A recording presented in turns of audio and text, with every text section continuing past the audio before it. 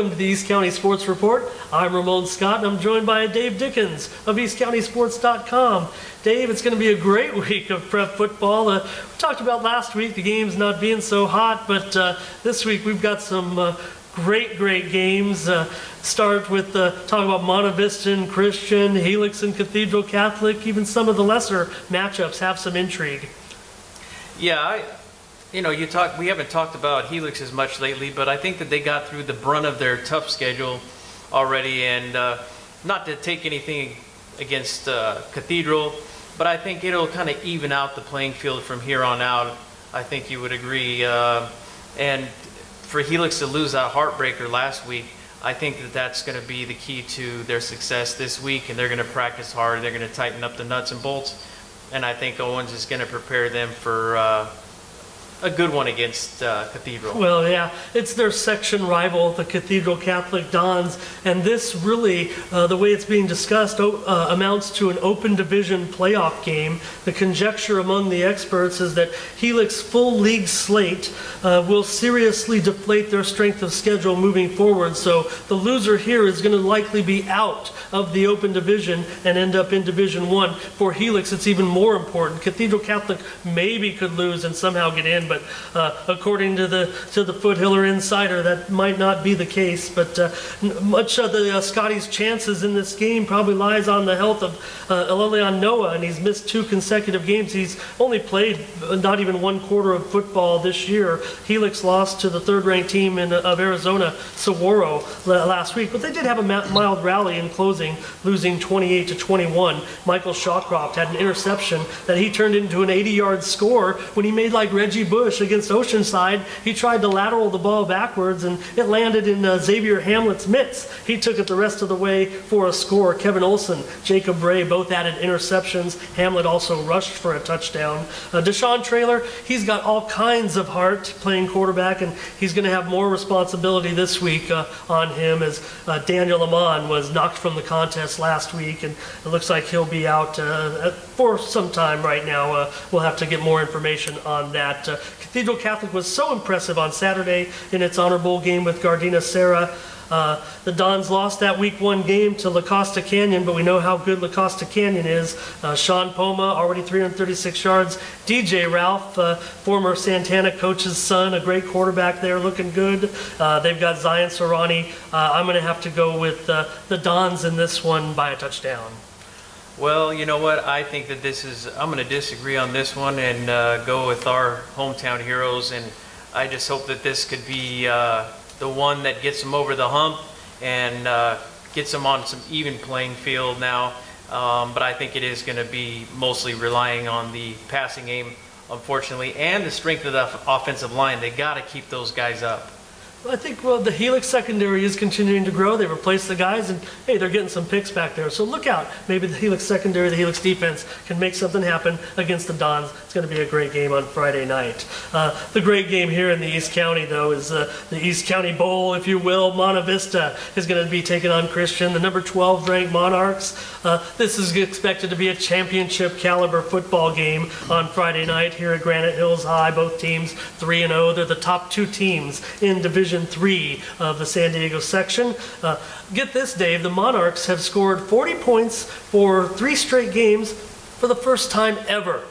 Now, people might say, what about 2004 and what about 1995? But those teams had 40 points in 3 of 4 games. Jamon McClendon, 12 touchdowns so far. Those great offensive linemen led by seniors Marco Barragon, Christian De La Cruz.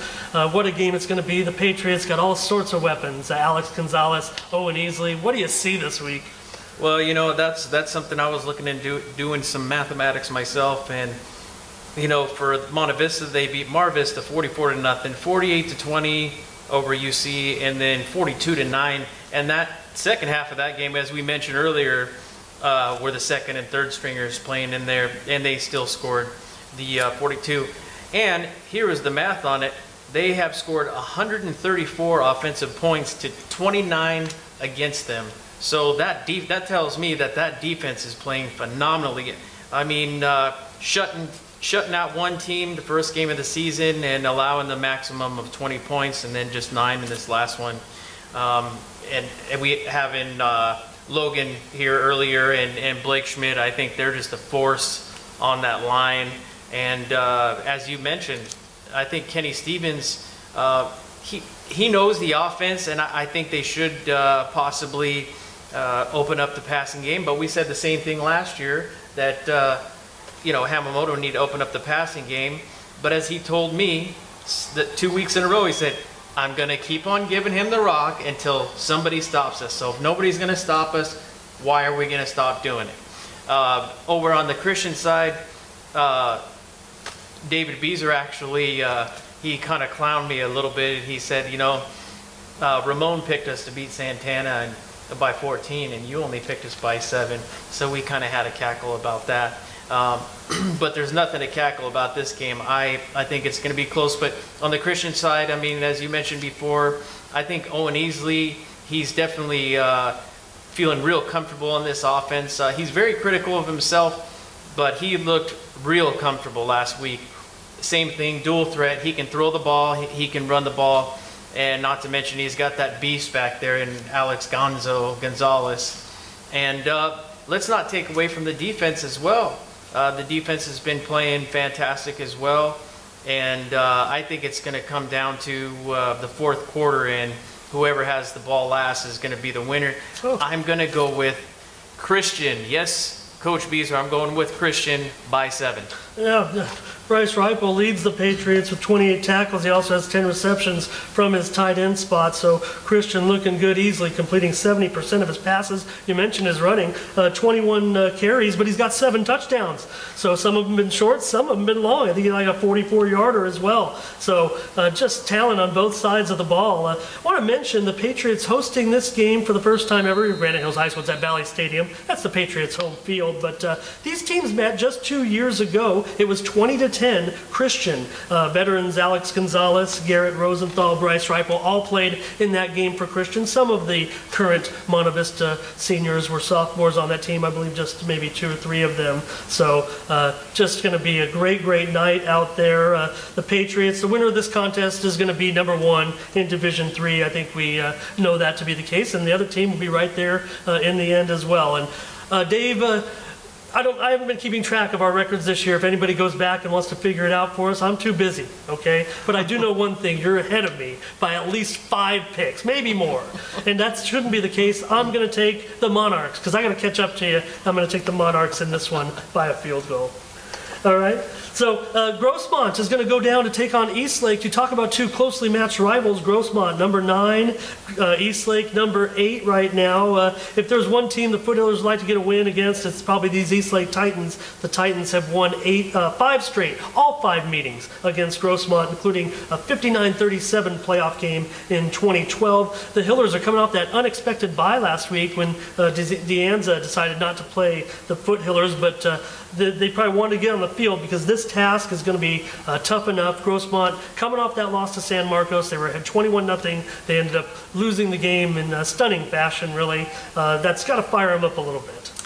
Yeah, I think that a mixture of that, and we know that a bye early in the season, that can either come back to haunt them or it could be a really good deal that gave them a chance to regroup, get their heads back together, and have a solid game plan of defeating Eastlake, and I think that they're probably hungriest for this one on the schedule. And as we've spoken about all year, I think they've been, even with that loss against San Marcos, I think they've been underrated. That offense is explosive. Another dual threat quarterback you have in Jamie Odom. I mean, he was great as a sophomore this year. As a junior, he's been pretty spectacular. But I think the key to beating them, if I were Coach Carlo, would see if we can keep them in that pocket and get it to one of those fantastic receivers over to Magnum or Ferris, yeah. And kind of at least mix it up. Not so many running plays against San Marcos. Unfortunately, he wasn't as successful. I'm not saying that he can't be, but I think we should maybe keep him in that pocket, keep that O-line, having him on his feet, and pick your poison. And then let's not forget the backs. He's got some solid backs as well. Yeah, sophomore Robert Tucker. He's looked great so far, and he's going to be a big-time star in the years to come. And I think the thing for Jamie, no interceptions this year. So San Marcos was a very, very good team. It was unfortunate what happened, and all of a sudden it makes Grossmont on a little bit of a downer. But they're going to be in this game as good as Eastlake is, and believe me, Eastlake has been a fast riser up the charts right now, especially in the media poll. So it's going to be on Grossmont defenders James Bond, Connor Sanchez, to try to get through those big Eastlake linemen and get to their talented running game. They have a good running back on their team. I just did some research. I want to see Coach Carlo. Thought he might be getting close to 50 wins at Grossmont. Might have to check with the insider on this one, but I've got Coach Carlo at 48-23 with the Hillers so far. So 81 career coaching wins. We'll check on that. I've got Eastlake winning this one by a field goal. I'm going to also go with Eastlake, unfortunately, by 7. Come on, Hillers.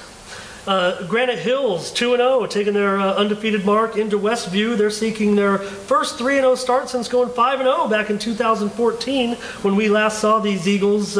2 weeks ago, they were taking down Mount Carmel on the road, 35-17, with Chris Ostring leading the way.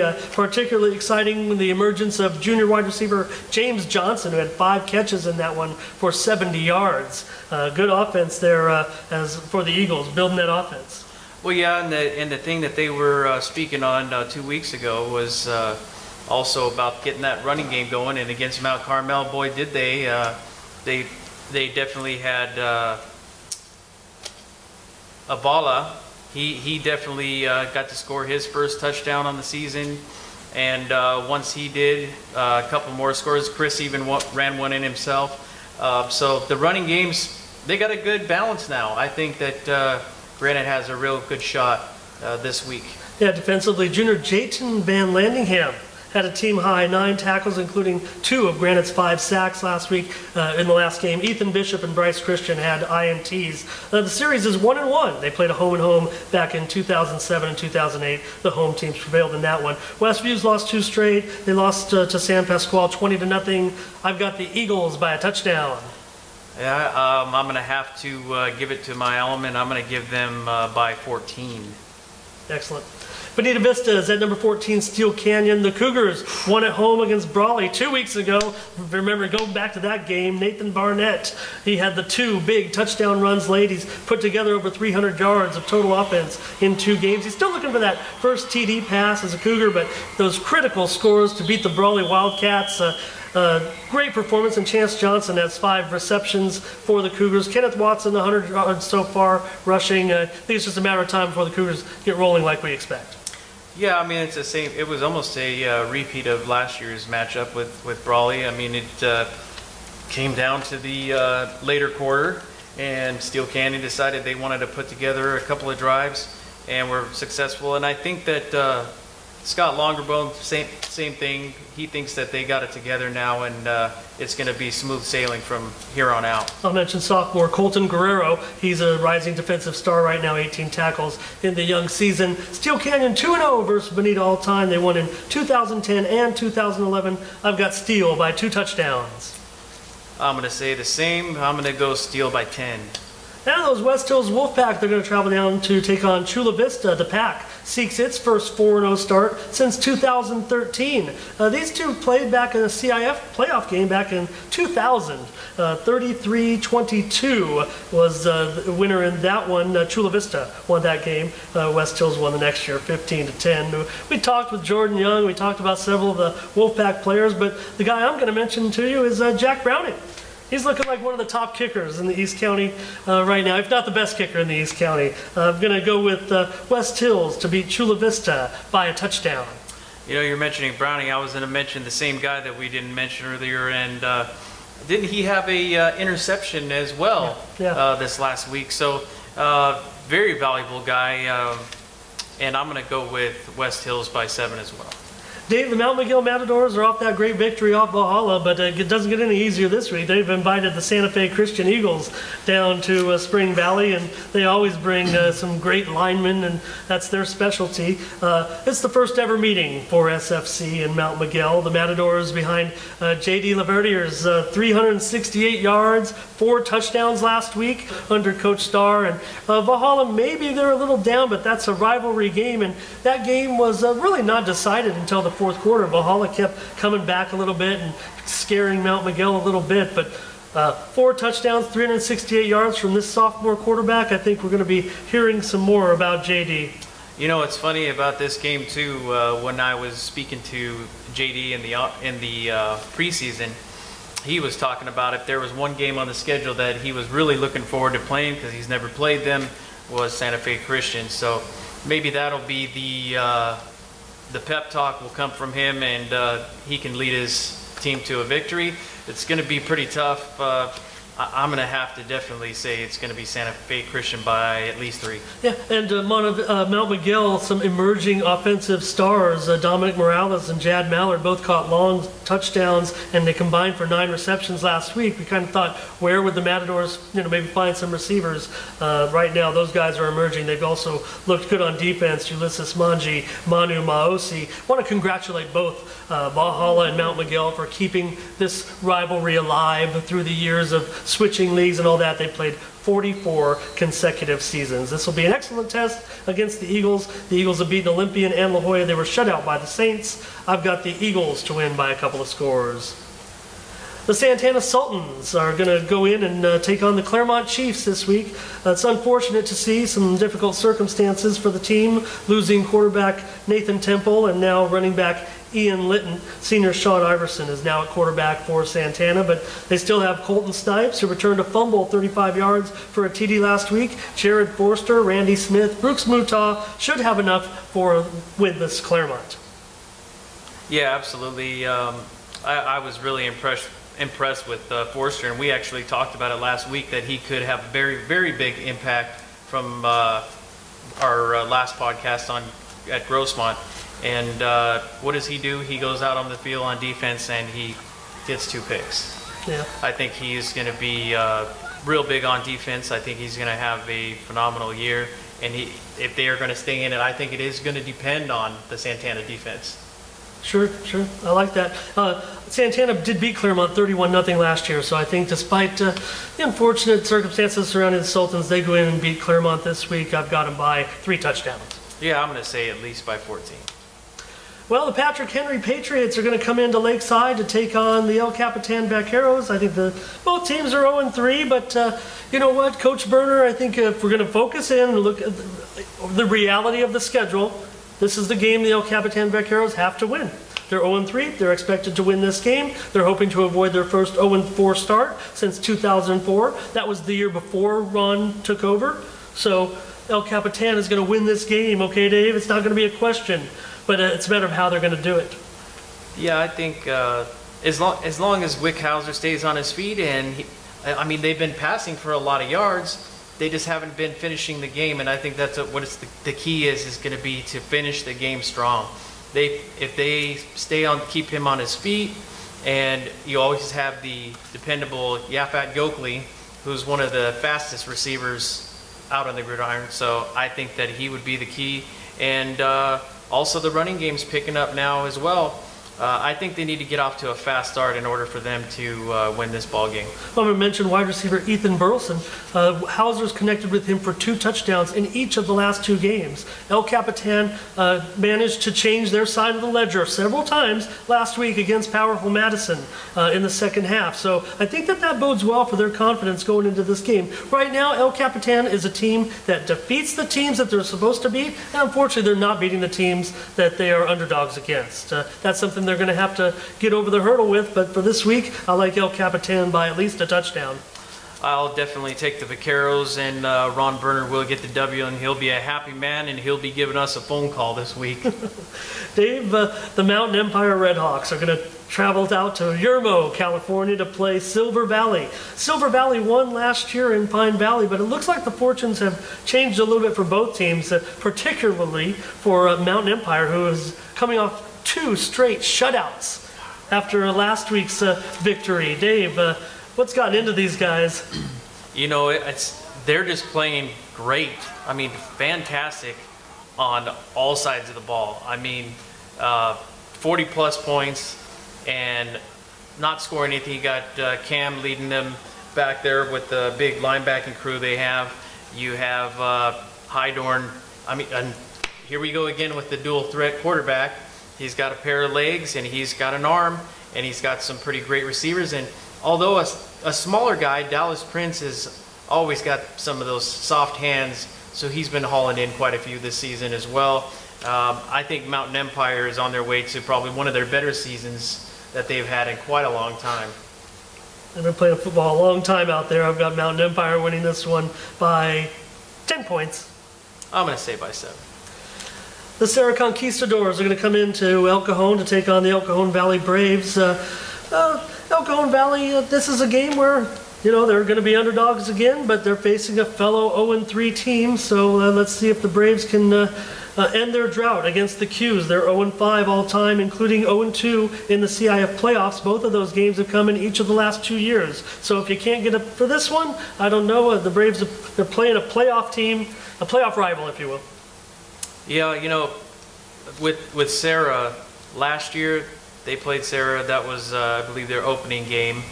And they actually jumped out to a good lead, and they couldn't keep their foot on the pedal. A completely different team at the time, but same circumstances.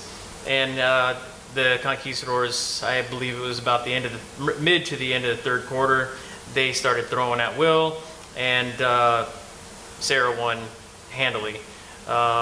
This year, I think maybe if they can find an answer to this issue they have with the Braves offense has, and that's that 3-3 defense that they've been facing, and this will be the third time as Osborne will be facing it. So I think that's going to be the biggest key, is if they can figure that out and get some offensive points. The last 2 games, you know, being shut down completely is. He does say one thing though, that the Braves do remain mentally resilient, and they still want to go out there and they want to compete, play some football. So I have to give it to the kids on that, to still be able to go out there with the many injuries that they've accumulated as of late as well. Yeah, they're doing a fine job. They'll get their chance, and this is their chance this week. It's not like some teams around these parts thinking about holding their 10 at this point. So, for Dave Dickens, I'm Ramon Scott. That's going to do us on the East County Sports Report this week.